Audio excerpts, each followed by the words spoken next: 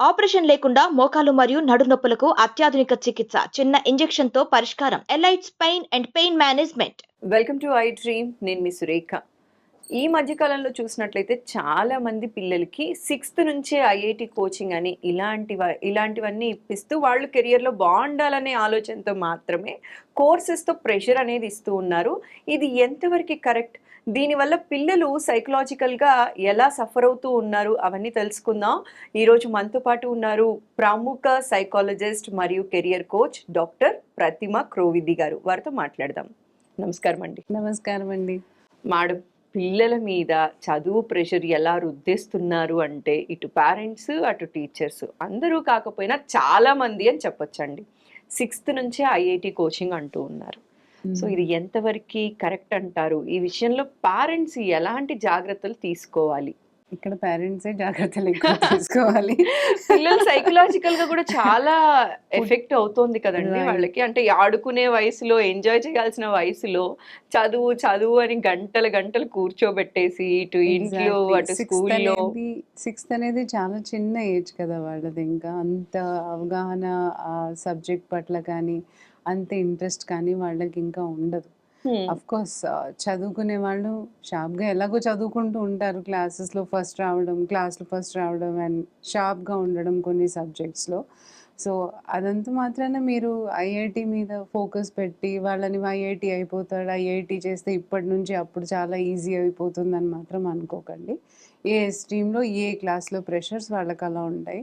ఇప్పుడు అలా అనుకుంటే ఎల్కేజీ పిల్లల స్ట్రీమ్లో వాళ్ళకి ఏబిసిడి దిద్దడమే చాలా కష్టం. అది మనకెంత ఈజీ అనిపిస్తుంది, ఇంత రాదా నువ్వు ఇంత చేయలేవా అని అంటాము. కానీ వాళ్ళకి ఆ లెవెల్ ఆఫ్ ప్రెషరే వాళ్ళకి ఎక్కువగా. అంటే ప్రతి వింగ్లో, ప్రతి సెక్షన్లో, ప్రతి క్లాస్లో మనము సిలబస్ అన్నది ఎట్లా క్రియేట్ చేసామంటే ఆ రేంజ్లో ఆ ఏజ్ గ్రూప్కి వాళ్ళకి సెట్ అయ్యే సిలబస్ మాత్రమే మనము ఇవ్వగలము. అది ఇవ్వాల్సిన అవసరం కూడా అంతవరకే ఉంది. అయినా ఇప్పుడు చూస్తుంటే పుట్టిన పిల్లలప్పటి నుంచే నువ్వు డాక్టర్ అయిపోతావురా, నువ్వు మీ నాన్నలాగా, లేకపోతే నువ్వు ఐఐటి అయిపోతావు, నువ్వు పోలీసు అయిపోతావురా, నువ్వు చూడరా నువ్వు ఇదైపోతావు అని మెంటల్గా వాళ్ళని ప్రిపేర్ చేస్తాం ఒకటి. అండ్ దాని తర్వాత ఒక సర్టెన్ ఏజ్ తర్వాత సిక్స్త్ స్టాండర్డ్ నుంచి వాళ్ళకి ఐఐటి కోర్సులు అని చెప్పి ఐఐటిలో ఇంకా ఈ కొన్ని ఇన్స్టిట్యూట్స్ ఉన్నాయి. వాళ్ళకి ఏదైతే ఆన్లైన్ అంటున్నామో ఇందాక ఆన్లైన్ ఇచ్చే ప్రోగ్రామ్స్ వాళ్ళని కావాల్సుకుని ఎన్రోల్ చేసి ప్రెషర్ పెట్టడం అంటే సాటర్డే సండే వస్తే వీడి ఈ క్లాసెస్ అటెండ్ అవ్వాలి. ఎక్స్ట్రా క్లాస్ అని అంటారు వాటికి. అంటే ఎక్స్ట్రా మ్యాథ్ నేర్పిస్తారు.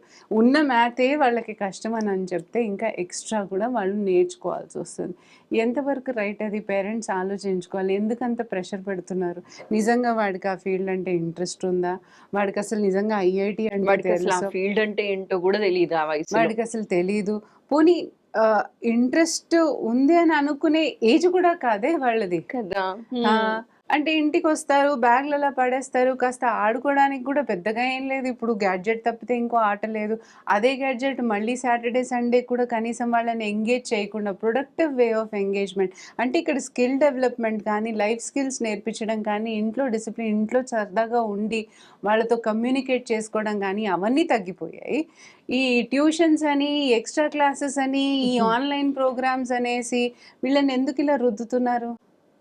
దాని తర్వాత మా పిల్లలు మాతో మాట్లాడరు, అసలు వాళ్ళు చాలా బిజీగా ఉంటారు అంటే వై ఈ ఆర్గ్యుమెంట్ ఎందుకు? ఆ పాయింట్ ఎందుకు వాళ్ళకి? అంత కష్టాలు ఎందుకు వాళ్ళకి? ఇప్పటి నుంచే చిన్న మైండ్ సెట్, వాళ్ళని హ్యాపీగా ఎదగనివ్వండి, వాళ్ళకి ఇంకో అవగాహన కల్పించండి.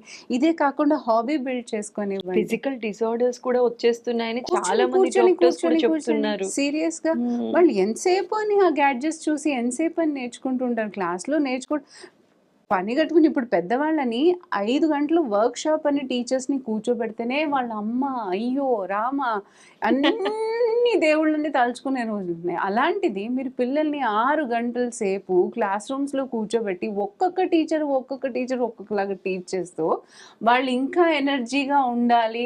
సాటర్డే సండే కూడా కంప్లీట్గా వీటిల్లో ఎక్స్ట్రా క్లాసులు డెడికేట్ చేయాలంటే వాళ్ళు చిన్న ప్రాణాలు కదా. ఎందుకు ఆలోచించట్లేదు మీ పేరెంట్స్? నేను అడుగుతున్నాను వాళ్ళని. ఎందుకు అంత ఐఐటి చదివేసి ఏం చేయాలి వాళ్ళకి అసలు ఇంట్రెస్ట్ వచ్చిన తర్వాత దాని మీద నిజంగా ఇది ఐఐటి అంటే అని తెలిసిన వయసులో వాళ్ళకి ఎక్స్ట్రా క్లాసులు ఇప్పించండి. సో అప్పుడు ఏంటంటే వాళ్ళు కంపెన్సేట్ అవ్వి వాళ్ళకి అంత ఎనర్జీ ఉంటుంది, వాళ్ళు సస్టైన్ అవ్వగలిగేంత. ఏదైనా అంతే, సబ్జెక్ట్ సెలెక్ట్ చేసుకునేటప్పుడు నిజంగా ప్యాషన్తో సెలెక్ట్ చేసుకునే సబ్జెక్ట్ మీద ఎప్పుడు టైర్డ్నెస్ అనేది ఉండదు. సో ఆ ప్యాషన్ జనరేట్ చేసుకోవడం కోసం ఫస్ట్ పిల్లలకి నేర్పించాల్సింది ఏంటంటే, ఫస్ట్ పిల్లల్ని అబ్జర్వ్ చేయాల్సింది ఏంటంటే ఆ సబ్జెక్ట్లో వాడు ఎంత స్కోర్ చేస్తున్నాడు, ఆ సబ్జెక్ట్ పట్ల వాడికి ఏం ఇంట్రెస్ట్ ఉంది, వాడు నిజంగా ఆ ఫీల్డ్లో ఎదుగుతాడా లేదా, ఇవన్నీ ఫస్ట్ ఆలోచించుకోండి. వాళ్ళకి కూడా టైం ఇవ్వండి సెటిల్ అవ్వడానికి. సో దాని తర్వాత మీరు కావాలంటే పిల్లల మీద ఇదిగో ఇది ఐఐటి కానివ్వండి, ఇలాంటివన్నీ కోర్సెస్ కానీ షార్ట్ టర్మ్ కోర్సెస్ ఇలాంటివి ఉంటాయి. So introduction course, foundation course అని ఇప్పించండి. అది కూడా దానికి ఒక ఏజ్ ఉంటుంది, 9th 10th చాలా టైం ఉంది వాళ్ళకి. సో ఆ టైంలో రానివ్వచ్చు. సో 6th నుంచే వాళ్ళని అంత టార్చర్ పెట్టాల్సిన అవసరం లేదు. ప్రతిమ గారు, యాక్చువల్లీ పిల్లల కెరియర్లో ఫాస్ట్గా సెటిల్ అవ్వాలని చెప్పి పేరెంట్స్ ఎక్కువ ఆలోచిస్తూ ఉంటారు. ఆ ప్రెషర్ పిల్లల పైన కూడా చూపించేస్తూ ఉంటారండి. సో అలాంటి పేరెంట్స్కి మీరు ఇచ్చే సజెషన్ ఏంటంటే ఏం చెప్తారు మేడం? ఈ కెరియర్ పాయింట్ చూస్ చేసుకోవడానికి ఫస్ట్ ఏంటంటే మేము మల్టిపుల్ ఇంటెలిజెంట్ టెస్ట్ అని ఒకటి చేస్తాము. సో ప్రతి ఒక్కళ్ళు ఒక్కొక్క వాటిల్లో ఇంటెలిజెంట్ ఉంటారు కాబట్టి దాంట్లో మల్టిపుల్ ఇంటెలిజెన్స్ ఉన్న వాళ్ళు కూడా ఉంటారు. ఫర్ ఎగ్జాంపుల్ నేను స్టడీస్లో బాగుండొచ్చు, మ్యూజిక్లో బాగుండొచ్చు, డాన్స్లో బాగుండొచ్చు, అండ్ ఆటల్లో కూడా నేను బాగుండొచ్చు. సో నాకెన్నో ఇంటెలిజెన్స్ ఉండొచ్చు. దాంట్లో నా డామినెన్స్ ఏది? ఫర్ ఎగ్జాంపుల్ నేను స్పోర్ట్స్లోనే ఎక్కువగా ఇంట్రెస్ట్ చూపిస్తాను అంటే నా ఇంటెలిజెన్స్ దాని వైపు మీదే ఎక్కువ వెళ్తుంది.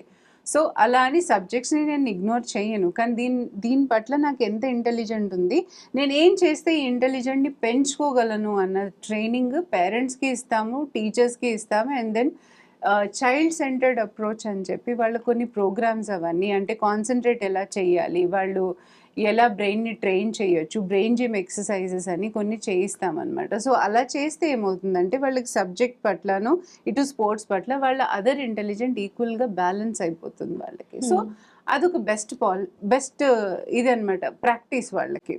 అలా 7th నుంచి 9th 10th రాగానే కెరియర్ కౌన్సిలింగ్స్ అనేసి వాళ్ళకి సైకోమెట్రిక్ టెస్ట్ తీసుకుంటాం. దాంట్లో ఏంటంటే రియాసిక్ వచ్చేసి రియాసిక్లో 6 పర్సనాలిటీ టెస్ట్, 6 ఇంటెలిజెన్స్ అనమాట. దాంట్లో రియలిస్టిక్ కానివ్వండి, ఎక్స్ట్రోవర్ట్, ఇంట్రోవర్ట్, దాంట్లో కన్వెన్షనల్ అండ్ ఆంట్రప్రూనర్ అనేసి కొన్ని 6 పారామీటర్స్ ఉంటాయి, చూస్తాం. సో వాటిల్లో వీడి ఇంట్రెస్ట్ ఎలా ఉంది, యాక్చువల్గా చైల్డ్ ఏ పారామీటర్లో ఎక్కువ డామినెన్స్ ఉంది అన్నది కూడా చాలా క్లియర్గా తెలుస్తుంది అనమాట. వాడు రాసే దాన్ని బట్టి ఎంసీక్యూస్ ఉంటాయి, కొన్ని short questions, personality based test కూడా జరుగుతుంది. సో దీంట్లో కనుక్కుంటాం అనమాట, ఇంట్రెస్ట్ ఓకే ఈ ఫీల్డ్లో ఎక్కువగా ఉంటుంది, అలా క్రియేటివ్ స్కిల్స్లో ఉంటాయి వాళ్ళకి, ఆంటర్ప్రినర్షిప్స్ అంటే ఎక్కువ లీడర్షిప్ క్వాలిటీస్ ఎక్కువ ఉంటాయి అనమాట. క్లాస్లో కూడా అలాగే ప్రవర్తిస్తూ ఉంటారు, బిహేవ్ చేస్తూ ఉంటారు. సో అలాంటి అబ్జర్వేషన్ కూడా మేము ఎక్కువ చేస్తాము. అండ్ దెన్ ఇది పర్సనాలిటీకి వచ్చేసి 16 మేయబ్రిక్ పర్సనాలిటీ టెస్ట్ అని కండక్ట్ చేస్తే 16 లెవెల్ ఆఫ్ పర్సనాలిటీస్ ఉంటాయి. దాంట్లో కాంబినేషన్ ఆఫ్ పర్సనాలిటీస్ ఉంటాయి అన్నమాట. లైక్ కొంతమంది ఏంటంటే ఎక్స్ట్రోవర్ట్ ఉంటారు, ఇంట్యూటివ్ ఉంటారు, థింకింగ్, జడ్జ్మెంట్. సో ఇలాంటి కాంబినేషన్స్లో పర్సనాలిటీస్ వస్తాయి. సో అలా వచ్చినప్పుడు వాళ్ళు ఏ సిలబస్, ఏ కరికులం అంటే ఫాలో అవుతే కరెక్ట్గా వాళ్ళు దాన్ని బట్టి వాళ్ళు ఆ స్ట్రీమ్ సెలెక్ట్ చేసుకోగలరు, అది కూడా క్లారిటీ ఇస్తాము. సో కొంతమందికి ఎనాలిటికల్ ఇంటెలిజెన్స్ చాలా ఉంటుంది, చక్కగా అన్నీ అనలైజ్ చేసుకుంటారు, అన్నీ అంటే ఇన్స్టెంట్గా ఏదైనా క్వశ్చన్ అడిగితే వాళ్ళు ఆన్సర్ కరెక్ట్గా చెప్పరు, యాక్చువల్గా మొత్తం అనలైజ్ చేసుకొని అప్రోప్రియేట్గా ఆన్సర్ చెప్పే పిల్లలు కూడా ఉంటారు. మీరు అబ్జర్వ్ చేస్తూ ఉంటారేమో క్లాసెస్లో. అలాంటి పిల్లలకి ఎనాలిటికల్ ఎక్కువ ఉన్న వాళ్ళకి సైన్స్ గ్రూప్ కానివ్వండి, ఇంకా కొన్ని స్ట్రీమ్స్ ఉంటాయి. సో అది సజెస్ట్ చేస్తామన్నమాట. సో పేరెంట్స్ని కూడా పిలిచి 1-on-1 ఇంటరాక్షన్ కౌన్సిలింగ్ చేస్తాం along with the kids. So అలా ఉంటే వాళ్ళకి ఏంటంటే కెరియర్ మీద ఒక అవగాహన పెరుగుతుంది. ఓకే నేను ఈ పర్సనాలిటీ అని తెలుస్తుంది, నాకు ఇంత ఎబిలిటీ ఉంది అని తెలుస్తుంది. దాంట్లో పర్సనాలిటీ బేసిస్ మీదే మనం మన కెరియర్ కూడా చూస్ చేసుకుంటాం. ఫర్ ఎగ్జాంపుల్ నాకు సైకాలజీ అంటే పెద్దగా నాకు తెలియదు అప్పట్లో, కానీ ఎప్పుడైతే నేను కౌన్సిలింగ్ స్టార్ట్ చేశాను జనరల్గా స్కూల్లో, అప్పుడు అనిపించింది అనమాట, ఇది కూడా ఒక స్ట్రీమ్ ఉంటుందా. సో మాకు తెలియలేదు కనుక మేము చాలా లేట్గా నేర్చుకున్నాం. కానీ నేర్చుకున్నారు. పిల్లలకి ఇప్పుడు అన్ని వాళ్ళ గురించి తెలుస్తున్నాయి కాబట్టి సో ఇలాంటివి యాడ్ ఆన్ చేసినప్పుడు వాళ్ళు ఇంకా ఎక్కువగా ఎదిగేది, వాళ్ళ వాళ్ళ తీసుకునే స్ట్రీమ్లో చాలా హ్యాపీగా వాళ్ళు ఉండి చక్కగా సక్సెస్ఫుల్గా నడుపుకునే కెపాసిటీ వాళ్ళల్లో వస్తుంది. సో అది ఎంకరేజ్ చేయాలి వాళ్ళని. ఏదో మనం ఫోర్స్ చేసి, టీచర్స్ ఫోర్స్ చేసి వాళ్ళ సబ్జెక్ట్ చూసి కాదు. యాక్చువల్ పిల్లలేంటి, వాళ్ళకి సెల్ఫ్ అవేర్‌నెస్ అనేది తెప్పించాలి. అప్పుడు వాళ్ళు ఏ స్ట్రీమ్‌లో అన్నా సక్సెస్‌ఫుల్ అవుతారు. థ్యాంక్ యూ సో మచ్ అండి. ఈరోజు మీ వాల్యుబుల్ టైం మా వాళ్ళ కోసం కేటాయించి చాలా చక్కటి ఇన్ఫర్మేషన్ అందించారు. నమస్కారం. Thank you so much.